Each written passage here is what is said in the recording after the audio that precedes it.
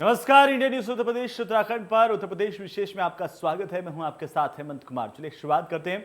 ब्रह्मलीन महंत गोरक्षपीठाधीश्वर अवैधनाथ की पुण्यतिथि कार्यक्रम में श्रद्धांजलि अर्पित करने आए केंद्रीय रक्षा मंत्री ने कहा कि वर्ष 2017 में जब प्रदेश की कमान देने की बात आई तो मोदी जी ने सिर्फ एक नाम योगी आदित्यनाथ को चुना और यह आज स्वीकार्य नाम बन गया। कार्यक्रम में राजनाथ सिंह ने सीएम योगी आदित्यनाथ की जमकर तारीफ की। महाराजगंज में सीएम की तारीफ में उन्होंने कहा कि योगी जी को आज मैं मल्टीपल रोल में देखता हूं। कार्यक्रम में मुख्यमंत्री योगी आदित्यनाथ ने कहा कि 50 साल पहले जिसने गोरक्षपीठ को देखा होगा उसे आज कई परिवर्तन दिखाई दे रहे होंगे। अपने गुरु महंत अवैधनाथ को याद करते हुए उन्होंने कहा कि महाराज जी ने इस इलाके में बच्चियों की शिक्षा की अलख जगाई थी।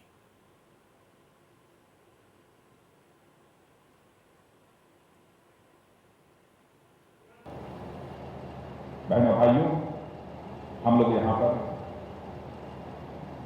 ब्रह्मलीन गोरक्षपीठाधीश्वर पूज्य अवैधनाथ जी की प्रतिमा के अनावरण के अवसर पर यहाँ पर उपस्थित हुए हैं। मैं मानता हूं कि सारे देश भर में पूज्य महंत अवैधनाथ जी परिचय के मोहताज नहीं है। सभी लोगों से अच्छी तरह से परिचित। मैंने बहुत प्रतिमाओं का अनावरण देखा। बड़ी तैयारी के साथ लोग प्रतिमाओं के अनावरण का कार्यक्रम करते हैं, लेकिन सामान्यतः उस अनावरण के कार्यक्रम में लोगों की रुचि नहीं होती। लेकिन यहां प्रत्यक्ष अपनी आंखों के सामने देख रहा हूं जिस भाव और जिस श्रद्धा के साथ लोग यहां पर ब्रह्मलीन महंत अवैधनाथ जी की प्रतिमा के अनावरण के अवसर पर लोग बैठे हुए हैं। आज चौक बाजार के लिए एक बहुत महत्वपूर्ण दिन है।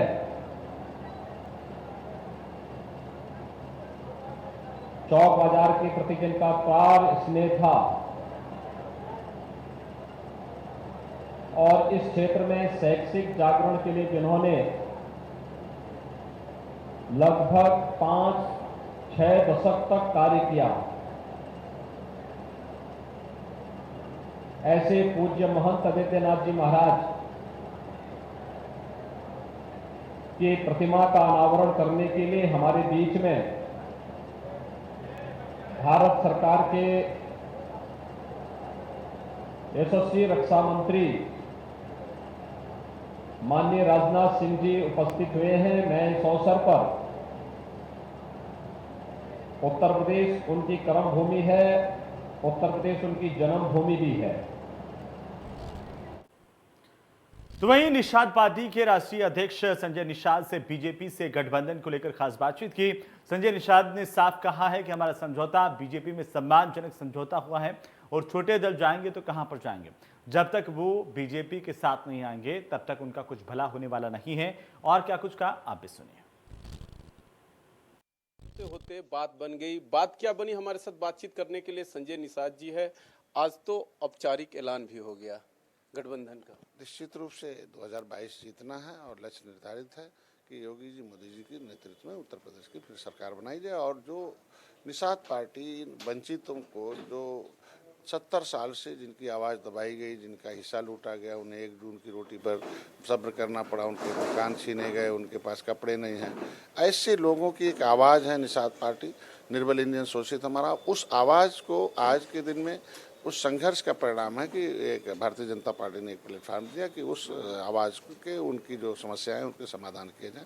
तो आज वो एक अनौपचारिक, अभी 2019 से हम हैं, 2019 से हैं 2022 की जीत करना, तो आगे इनको संजय जी लेकिन लगातार जो आपका मांग था कभी डिप्टी सीएम का सम्मानजनक सीटों पर, आखिर किस फार्मूले पे बात हुआ? कोई तो फार्मूला होगा जिसमें आपको सम्मानजनक बातें हुई होगी, आपके सम्मान से इतर जाके पार्टी ने बात नहीं किया होगा।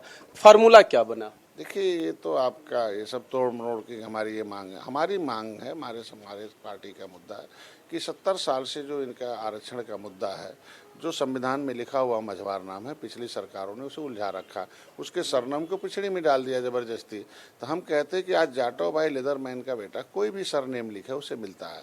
पासवान का सरनेम लिखा है तो मझवार का बेटा अगर कोई सरनेम लिखता है तो क्यों नहीं मिलना चाहिए। वो विसंगति दूर करने के लिए हमारी सब पार्टी बनी हुई है। इनकी जो ताल घाट, इनके जो रोजी रोटी छीनी थी 2007 में बहन जी ने कि भाई कि जो वर्ग 3 की ज़मीन है जिसमें मछली पालते हैं उसे ग्राम सभा को दे दिया जाए। चर्चा है एमएलसी को लेके, आपको भी कुछ अंदेशा है? पार्टी आपको एमएलसी भेज सकती है जो राज्यसभा में 4 सीटें खाली हुई थी उसको मनोनीत करके?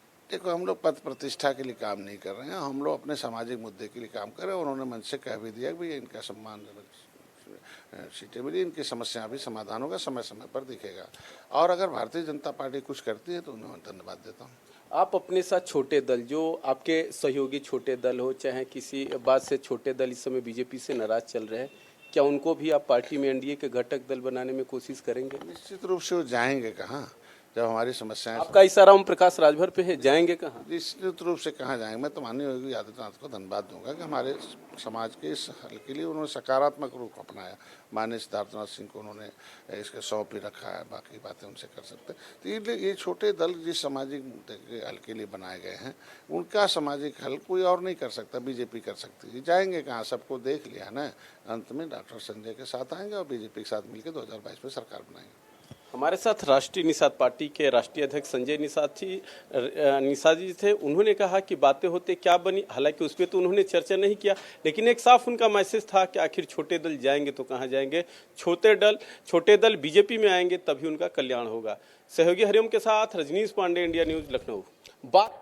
चलिए आगे बढ़ेंगे। यूपी चुनाव के लिए बीजेपी और निषाद पार्टी मिलकर के चुनाव लड़ेंगे। दोनों गठबंधनों का ऐलान कर दिया गया। दोनों की तरफ से, बीजेपी और निषाद पार्टी की तरफ से प्रेस कॉन्फ्रेंस करके इसकी जानकारी दी गई। दोनों के साथ साथ अपना दल भी गठबंधन में शामिल है, यह भी बताया गया। प्रेस कॉन्फ्रेंस में बीजेपी के प्रदेश प्रभारी धर्मेंद्र प्रधान, प्रदेश अध्यक्ष स्वतंत्र देव सिंह के साथ साथ निषाद पार्टी के संजय निषाद भी शामिल थे। आपको बता दें कि इस प्रेस कॉन्फ्रेंस से पहले निषाद पार्टी के अध्यक्ष संजय निषाद ने कहा था कि वे बीजेपी में विलय नहीं करेंगे और निषाद पार्टी अलग से अपनी पार्टी चिन्ह से चुनाव लड़ेंगी। प्रेस कॉन्फ्रेंस में धर्मेंद्र प्रधान ने कहा कि मैं पिछले 3 दिन से यूपी में हूं, निषाद पार्टी के साथ हमारा गठबंधन और मजबूत होगा। 2022 का विधानसभा चुनाव हम आपस में मिलकर मजबूती से लड़ेंगे। यह गठबंधन बीजेपी, निषाद पार्टी और अपना दल का है। प्रधान ने कहा कि 2022 के चुनाव की तैयारी बीजेपी ने शुरू कर दी है। धर्मेंद्र प्रधान ने कहा कि बीजेपी गठबंधन यूपी चुनाव को पीएम मोदी और सीएम योगी के नाम पर लड़ेगी। बोले, जनता को पीएम मोदी और सीएम योगी के काम पर पूरा भरोसा है। यह चुनाव दोनों सरकारों के काम पर लड़ा जाएगा।